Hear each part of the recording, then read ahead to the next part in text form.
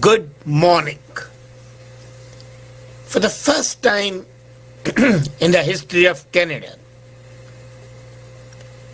something has happened which should not have been there. For the last 150 years, since this year is the 150th year of Canada's existence, and in these 150 years, there has never been a time when the Prime Minister has been investigated for something that has been done and that is not proper. For the first time in history, the Ethics Commissioner is investigating the conduct of the Prime Minister. Very early, the Prime Minister is making history, making waves for his unethical, unprofessional conduct. We always say that the public servants, especially the leaders, should be like Caesar's wife, above any suspicion. We also always say that the leader should not only be honest, but also appear to be honest. That is the basic of responsible leadership. And that's basic matter. When it does not appear to be very clear, that calls for concern. Mary Dawson, the Ethics Commissioner of Canada, has initiated an inquiry into the conduct of Prime Minister Justin Trudeau on two counts. One count is that he enjoyed the hospitality of Aga Khan, he and his family. Second count is he not only enjoyed the hospitality, but he used his aircraft, helicopter, for the personal transport. Now, ethics, as per the law in Canada, are very clear. A, you cannot enjoy the hospitality of a person who is a lobbyist. People ordinarily believe that Aga Khan is a religious leader, which he is. But they forget that he has got himself registered here in Canada as a lobbyist. That's his profession. He lobbies on behalf of the business tycoons. He lobbies on behalf of the various governments, on behalf of the various groups to curry favor, to get the businesses done. And thus is not supposed to be the host of the Prime Minister or any other minister. Second is, a section of the ethics rule says that no minister of the crown, no minister shall under any circumstance use the private aircraft. The wording is very clear. And Justin Trudeau has broken both. It was in 2007 that there were a lot of criticism against Harper. And to obviate all the criticism, Harper said, okay, let's create an office of the Ethics Commissioner who will have the power suo motu to take action. He or she shall not be under the direction of the government, shall be an independent statutory office, and his or her decision shall be final, not a subject of any appeal. The Ethics Commissioner was appointed, but till today, Ethics Commissioner did not think it proper to investigate any action of any Prime Minister. I agree that the punishment for both offenses is too small. It's just a fine of $500 for each offense. But then crime is a crime. I have seen people who have been convicted of drunk driving, paid the fine, and yet it is in their record. They want to go for a job and they cannot get it for the simple reason that they have been convicted of a crime. In case the Prime Minister is held guilty on both or on one account, what shall be the impact? Does he become a convicted felon? And in case he is so, does he have a right to continue as a Prime Minister? This is a million-dollar question facing us today. Secondly, how does it impact the political system? If he gets away with it, does it mean that the laws have no meaning and there are one set of laws for the common people and another set of laws for the leaders? The way it happens in South Asia or in the third world countries? There are many questions. It's not only that he has violated the law. The impact on the society, the impact on the polity, the impact on the political system, the impact on the perception that the Canadians are honest. All these are matters to be taken into consideration. We have seen that prima facie, the Ethics Commissioner has decided that he is, at least he appears to be guilty of the offences. And it's undeniable that he is guilty. He has accepted that he accepted the hospitality and also that he used the private aircraft. There's no denying the facts. And since the acceptance is there, the investigation will only bear it out. Would there be a vote of no confidence against him? If there is one, it will be defeated.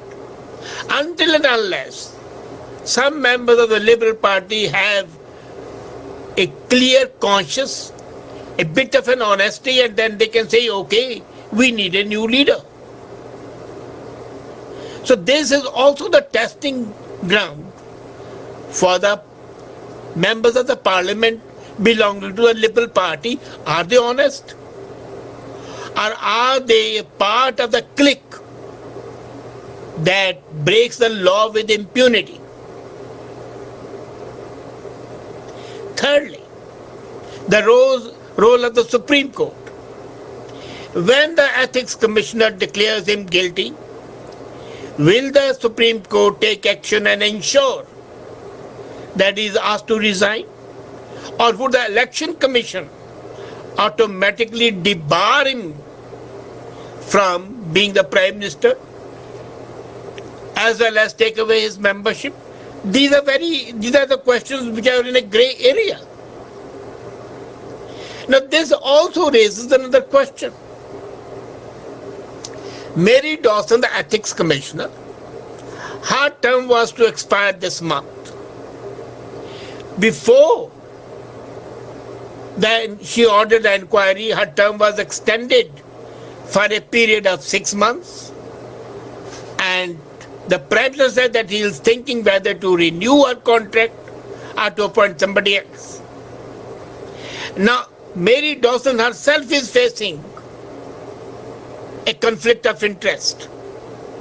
And the conflict is, suppose she exonerates and says, okay, just that today is not guilty.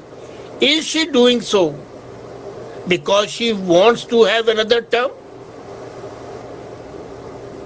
Or is she genuinely under the belief that it's too minor an infraction and he should be let off?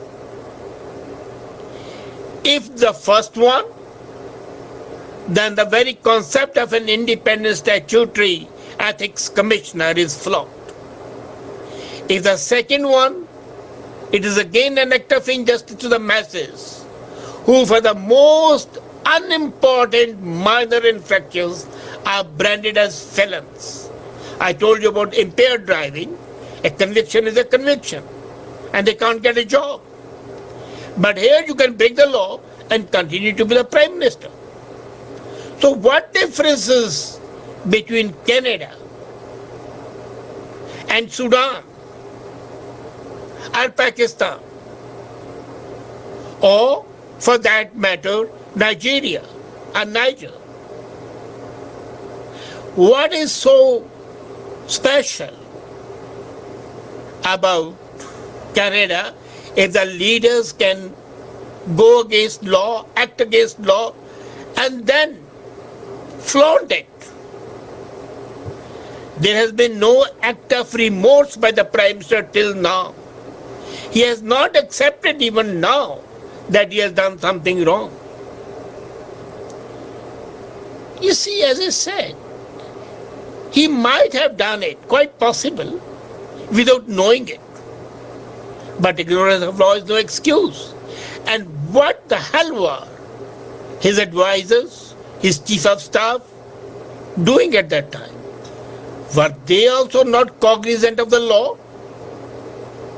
That means there has been a clear violation of law, willfully, deliberately, knowingly. It's a provocation. And it's a matter of concern that all the pillars of the government are involved. I mean, the legislature, they should pass a vote of no confidence. The executive, the Governor General should dismiss the Prime Minister and call for a new election. The judiciary, they should take action. And the fourth is the media. Except for one newspaper, nobody has dwelt on it. They have given the news all right, but they have not discussed the implications of this revolutionary action by Mary Dawson. The very action of initiating the process of inquiry is damaging. You see, what happens in the government is that when an inquiry is initiated against an officer, the officer is placed on suspension. He is not able to participate on the work or carry out the work till he is cleared or convicted. The Prime Minister should have been asked to proceed on leave and hand over the matter to the second in command, Ralph Goodale. Till the time he has been exonerated, if he is exonerated. And in case he is exonerated, in the clear evidence that he is guilty, then the Governor General should do his job, the legislature should do its job, the Election Commission should do its job, and the Supreme Court should do its job. It's a challenge to all of them. Would they rise up and do it? Honestly, if you ask me, they would not. They are all follow the leader blind, deaf and mute. If it had been somebody else, they would have cried hoarse. And here I'll give all the credit to Harper for one glass of orange juice, Bev Voda. She ordered $16 worth of orange juice, and she was ordered to quit, not only the ministership, but also was asked to resign from an MP, from being an MP. And political career was finished. Here he has violated the law on 2 counts. And people are going around merrily as if nothing has happened. When there is this sense of complacency in any society, then I can only say, pay I pity the society. I can only say that the society is doomed to slavery. This is the first step towards the degradation. But the challenge for the four stakeholders is, would any one of them, even a single one of them, rise and assert the powers that the Constitution has bestowed on them? It's a challenge. Let's see who meets it. Good day.